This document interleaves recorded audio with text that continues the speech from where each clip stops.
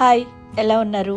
ఈరోజు మీ లంచ్లోకి సాంబారు గుత్తొంకాయ సింపుల్గా ఎలా తయారు చేయాలో నేను చూపిస్తాను, రండి. ముందుగా సాంబార్ పెడదామండి. నేను గిన్నె తీసుకున్నాను, అందులో ఆయిల్ పోసి తాలింపుకి కావాల్సినవి వేసాను. యాజ్ యూజువల్ కెమెరా ఆన్ చేయడం మర్చిపోయాను. నేను పైన రాశాను కదా, అవన్నీ చూస్తూ ఒక్కొక్కటిగా వేసుకుని వేపుకోండి.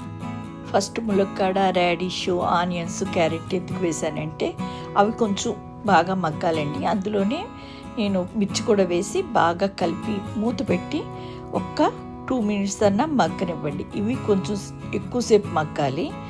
ఇప్పుడు ఒకసారి మూత తీసి మనం ఒకసారి కలుపుకుందామండి. ఇవి కొంచెం మగ్గాయి కదా, ఇందులో ఆనకాయ అండ్ వంకాయ వేసి కొంచెం సాల్ట్ వేసి ఇంకొంచెం సేపు మగ్గనిద్దాం.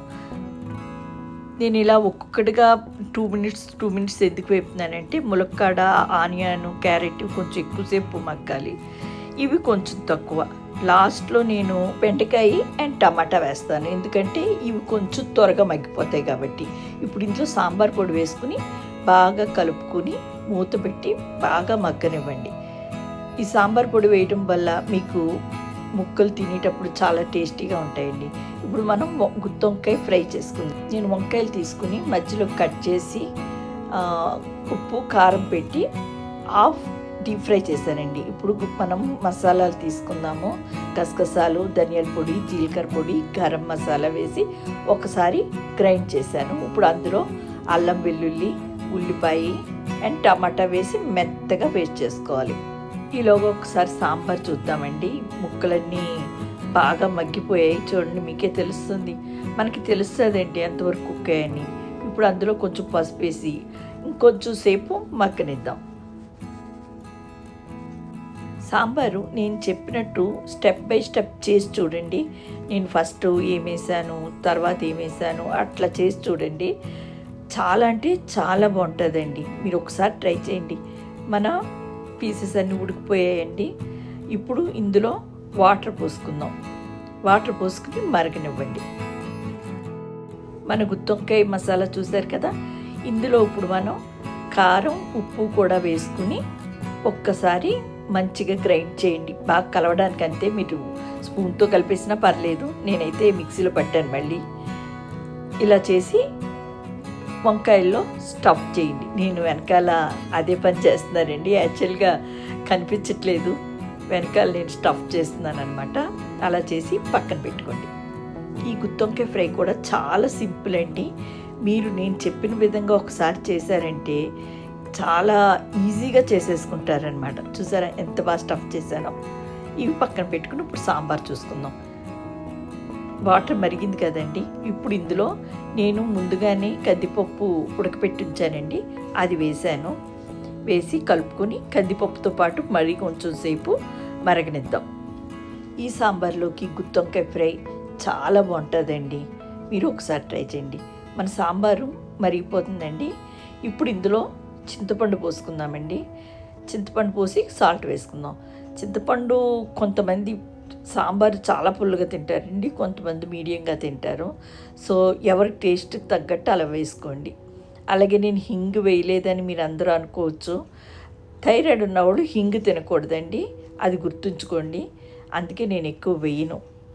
చూసారా మన సాంబార్ అంత మంచిగా అరోమా వస్తుందండి. సాంబార్ పొడి వేయకుండానే చాలా మంచి టేస్ట్ తెలుస్తుంది. ఇప్పుడు సాంబార్ పొడి వేసుకుందాం. సాంబార్ పొడి మరీ ఎక్కువ వేసేయకండి, సాంబార్లో ఘాటు వచ్చేస్తుంది. సో కొంచెం చూసుకుని వేసుకోండి. వేసుకుని మరి కొంచెం సేపు మరగనిద్దాం. కొన్ని వంటల్లో కొన్ని ఇంగ్రీడియంట్స్ మన టేస్ట్కి తగ్గట్టే వేసుకోవాలండి. ఇప్పుడు నేను చింతపండు ఒక పెద్ద నిమ్మకాయ అని చెప్పాననుకోండి, నేను ఎంత పప్పు తీసుకున్నా 1 కప్పు అని చెప్పాననుకోండి, అది కొంతమందికి మరీ పులుపు అయిపోవచ్చు, కొంతమందికి పులుపు సరిపోకపోవచ్చు. ఒకసారి నేను ఎలా పెట్టానో సేమ్ అలానే పెట్టండి.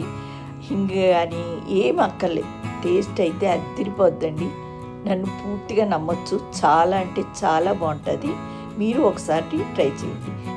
ఇప్పుడు కొంచెం కరివేపాకు వేసానండి. అందులో పేరుకున్న నెయ్యి 1 స్పూన్ వేయండి. ఇది కంపల్సరీ వేసుకోండి, చాలా అంటే చాలా బాగుంటుంది. ఆ టేస్ట్ చాలా డిఫరెంట్గా ఉంటుంది. సాంబారు టేస్ట్ చాలా బాగుంటుందండి. చూడండి మన సాంబార్ ఎంత బాగుందో. టేస్ట్ అయితే ఇంకా బాగుంటుందండి. మీరు ఇలా ఘీ మట్టికి కంపల్సరీ వేయండి. లాస్ట్లో కరివేపాకు ఘీ వేసాం కదా, ఒక్క నిమిషం మరగనిద్దాం. అయిపోయిందండి. మన సాంబార్ తీసి పక్కన పెట్టుకుని ఒక కడాయి తీసుకుని ఆయిల్ పోసి కరివేపాకు వేసి అందులోని నేను పుచ్చున్నవి తీసేసి మిగిలిన వంకాయ ముక్కలు ఉంటాయి కదా అవి వేసేసానండి. యాక్చువల్గా వేయక్కర్లేదు. అందులోని కొంచెం salt and red chilli powder వేసుకుని వేపుకోండి. మీరు కూడా వంకాయకి పుచ్చుంటే పూర్తిగా పారేస్తారా, ఆ పుచ్చు వరకు తీసేసి వంకాయ ముక్కలు వేస్తారో కామెంట్ చేయండి. ఇప్పుడు మనం స్టఫ్ చేసిన వంకాయలు ఒక్కొక్కటిగా పేర్చుకొని బాగా ఫ్రై చేసుకుందామండి.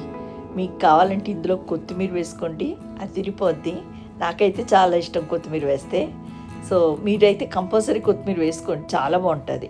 అలాగే సాంబార్లో కూడా కొత్తిమీర వేసుకోండి. చూసారా, ఆల్మోస్ట్ అలా అయిపోయిందండి మన ఫ్రై. ఇంకొంచెం సేపు మగ్గాలి. ఎంత ఈజీనో చూసారా, చాలా ఈజీ అండి. ఈ ఫ్రై ఆ సాంబార్ కాంబినేషను సూపర్ అంటే సూపర్ ఉంటుంది. మీకు సాంబార్కి చికెన్ ఫ్రై ఇష్టమా, గుత్తొంకాయ ఇష్టమా, ఆలు ఫ్రై ఇష్టమా, మీరు దేంతో ఎంజాయ్ చేయగలుగుతారో కామెంట్ చేయండి. చూసారా మన గుత్తొంకాయ ఎంత మంచి అరోమా వస్తుందంటే. మిగిలిన మసాలా కూడా వేసేసి ఇంకొకసారి ఫ్రై చేసుకోండి. బాగా ఎక్కువ కలిపేయకండి. యాక్చువల్లీ నేను కొంచెం కలిపేశాను, మీరు అలా చేయకండి. కొంచెం కాకపోతే గుత్తొంకాయ విడిపోదండి, ఎందుకంటే మనం ముందు కొంచెం ఫ్రై చేస్తాం కదా. అలా జాగ్రత్తగా తిప్పుకుంటూ కలుపుకుంటూ ఫ్రై చేసుకోండి. ఇప్పుడు మూత పెట్టి ఇంకొంచెం సేపు మగ్గనిద్దామండి. ఈ టైంలోనే మీరు కొత్తిమీర వేసుకోండి, చాలా బాగుంటుంది. ఈ సాంబార్ రెసిపీని అఖిల అని నా సబ్స్క్రైబర్ అడిగారండి, అందుకోసమే ఈ సాంబార్ పెట్టాను. దాంతోపాటు గుత్తొంకాయ కూడా చేశాను. నా లంచ్ ప్రిపరేషన్ అయిపోయిందండి. ఎంత ఈజీగా చేసేసానో చూసారు కదా. మీకు ఎలా అనిపించిందో కామెంట్ చేయండి. నచ్చితే లైక్ చేయండి, షేర్ చేయండి, సబ్స్క్రైబ్ చేసుకోండి. Thank you.